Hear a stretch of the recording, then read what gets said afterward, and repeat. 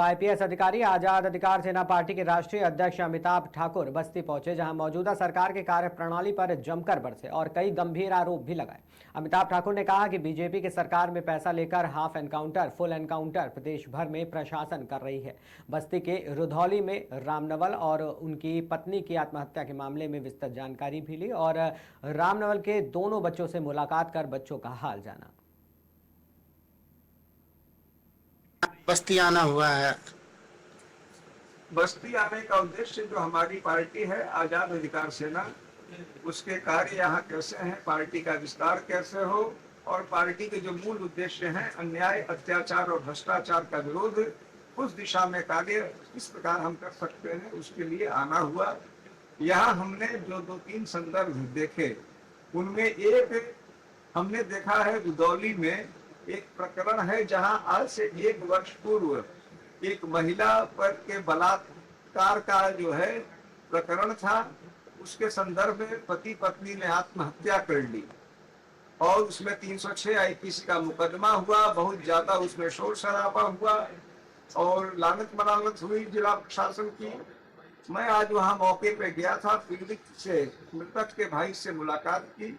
उन्होंने बताया कि तत्कालीन डीएम महोदया ने व्यक्तिगत स्तर पे वादा किया था कि जिला प्रशासन, उनके 3 बच्चे हैं, नाबालिग छोटे छोटे बच्चे हैं, उनको जिला प्रशासन गोद लेगी, उनके सारे खर्च देखेगी, उनका एडमिशन कराएगी, जिस विद्यालय में कहेंगे कराएगी।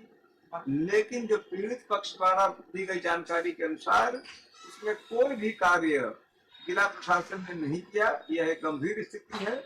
हमारी पार्टी इसको टेकअप करेगी और सुनिश्चित कराएगी कि जिला प्रशासन अपने दावों पर वास्तव में खड़ी उतरे।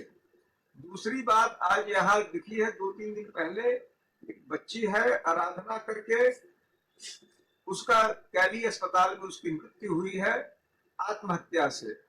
उसके परिजनों से हमने बात की। परिजनों का स्पष्ट आरोप है कि चिकित्सकीय लापरवाही के कारण, समझिए, तिल करके उस बच्ची से जब दर्द सहा नहीं गया, चिल्लाती रही, अस्पताल में किसी ने अटेंड नहीं किया, उस असीम पीड़ा की स्थिति में उस बच्ची ने आत्महत्या कर ली। वह एफआईआर दे रहे हैं, उनकी कोई सुनवाई नहीं हो रही है। हमारी पार्टी यह सुनिश्चित करेगी कि इस प्रकरण में वास्तव में कार्रवाई हो। तीसरा संदर्भ यहाँ पर है जो मेडिकल कॉलेज का है। यहाँ पर खरीद, दवाओं के और इक्विपमेंट के खरीद फरोख्त में बेईमानी की शिकायतें यहाँ प्राप्त हुई हैं, साक्ष्य सहित। हमारी पार्टी उसको टेकअप करेगी, हम उस पर काम करेंगे। सर, बीजेपी में जो अभी भ्रष्टाचार चल रहा है, जो आरोप प्रत्यारोप लग रहे हैं, इस पे आप क्या कहना चाहेंगे? देखिए, हमारा यह मानना है कि भारतीय जनता पार्टी दुर्भाग्य से एक साथ जबरा मारे रोए न दे के सिद्धांत पे चलना चाहती है। भ्रष्टाचार उसका अपना जन्मसिद्ध अधिकार तो समझती है, लेकिन आप, हम या कोई आदमी अगर उसके प्रति आवाज उठा दे तो तत्काल कार्रवाई करके दबाना, डराना, धमकाना, यह कार्य बीजेपी कर रही है।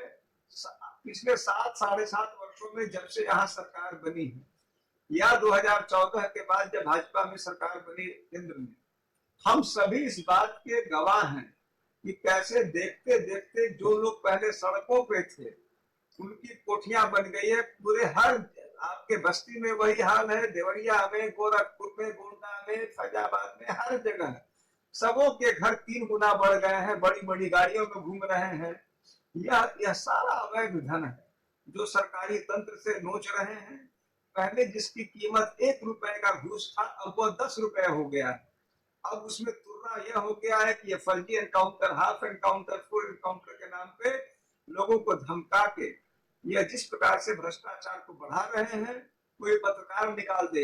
यह पहली रिजीम है जिसमें पत्रकारों पे इस हद तक मुकदमे हुए। सोनभद्र के एक पत्रकार पे नमक रोटी दिखाया उस बेचारे पत्रकार ने, उस पर राष्ट्रपाल लगा दिया इस सरकार ने।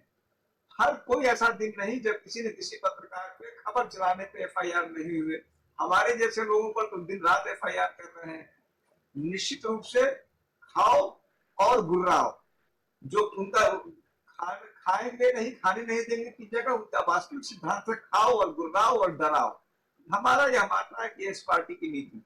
सर, आप भी प्रशासनिक अधिकारी रहे हैं, आपने प्रशासन में रह के शासन के लिए काम किया है, तो आप बाखूबी जानते हैं कि भ्रष्टाचार किस हद तक होता है और कैसे होता है, कैसा किस तरह का जो है रिश्वतखोरी इसमें चलती है। देखिए, मौजूदा सरकार का मैं भी जानता हूँ, मूल बात यह है कि जहां लाइसेंस राज हिंदुस्तान में कोई चीज देना है, टेंडर देना है, ठेका देना है, कोई काम देना है, 20% लाओ, 10% लाओ।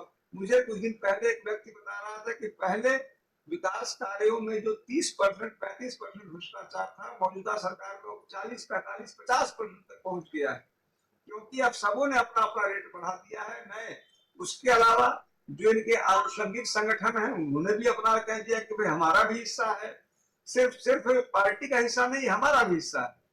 तो यह जो स्थितियां आ गई हैं, विकराल स्थितियां, उन्होंने भ्रष्टाचार की स्थिति को और बदतर कर दिया है, जिसके जो गली गली स्थिति है। सर, मंगेश यादव इनकाउंटर में सर आप लोग चप्पल पहनने लगे, क्या प्रकार है? मंगेश यादव प्रकरण में मैंने भी मानवाधिकार आयोग को शिकायत की है, और तमाम साक्ष्य जो डिप्टी एसपी हैं मिस्टर शाही चप्पल पहने हुए दिख रहे हैं, बिना किसी बॉडी प्रोटेक्टर के, बहुत ही कैजुअल दिख रहे हैं। हमारी टीम, आजाद अधिकार सेना की टीम गई थी, मंगेश यादव के परिवार से मिली। वहां हमें उनके पिता ने बताया कि 2 दिन पहले न सिर्फ उनको ले गए, उनकी मोबाइल भी छीन लिया, उनको डराया धमकाया कि किसी को अगर कहोगे तुम पर कार्रवाई होगी। तमाम वो उनके पिता और पूरा इलाका उस हत्याकांड में न्याय चाहता है।